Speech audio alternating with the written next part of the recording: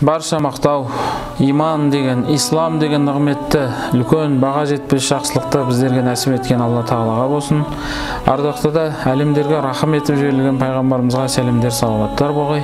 Ислам деген сөздің мағынасының өзі амандық, есендік, бірлік, бейбітшілік, Аллаға берілу, бойсыну деген мағыналарды береді. Сол себептен Аллаға иман келтірген мұсылмандар бір-бірлерімізді Алла үшін жақсы көруіміз керек.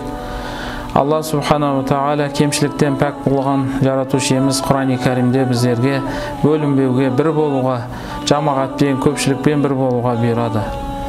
Али Имран сүресінде Аузу биллах минаш шайтанир ражим бисмиллахир рахманир рахим вақтасиму бихаблиллахи жамиан ва ла тафаррақу.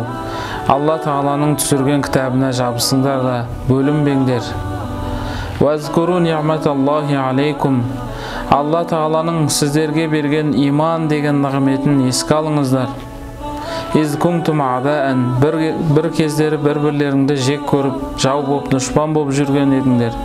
Фааллафа байна қулубикум. Жүректеріңді жарастырды иман арқылы, ислам арқылы, бір-бірлеріңе бауыр болдыңдар, жүректеріңді табыстырды. Фаасбахтум би ниъматихи. Осы нығметтің, иман нығметімен бауыр болдыңдар бір-бірлеріңмен. Ва ин кунтум аля шафа хуфратин минан нари. Ал оның алдында бір-бірлеріңді жек көріп, тозаққа қарай құлап кететіндей жардың шетінде тұрған едіңдер. Фа анқазахум минха. Содан құтқардық сендерді. Кадалика юбайинуллаху лакум аятих. Алла Тағала осылайша аяттарын сендерге баяндайды. Лағаллакум тахтадун. Мүмкін тура жол табарсыңдар деген аяты бар.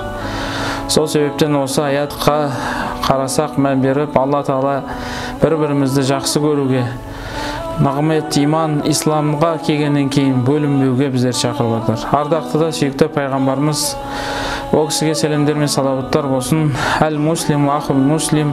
Мұсылман мұсылманның бауыры. Ла язлимуху. Оған ешқандай қиянат, зұлымдық жасамайды. Валам юслимуху. Оны бір жерге тастап кетпейді, жаудың қолына тастап кетпейді, сатып кетпейді. Фәмән кәна фи хажати ахихи. Кім өзінің мұсылман бауырының қажетінде болса, кәна Аллаху фи хажати. Алла Тағала оның қажетінде болады деген. Сол себептен иман, исламды жүрегімізге қондырғаннан кейін, ақыретке деген иман жүрегімізге қонғаннан кейін, бір-бірімізді тек қана жақсы көруіміз керек. Алла үшін жүректерімізді Алла Тағаладан жарастыруды сұраймыз. Алла жүректерімізді жарастырсын, баршамызды бір жүрегі бар адамдай қылып, Алла Тағала өзінің дініне қызмет етуімізді нәсіп етсін. Ассаламу алейкум рахматуллахи ва баракатух.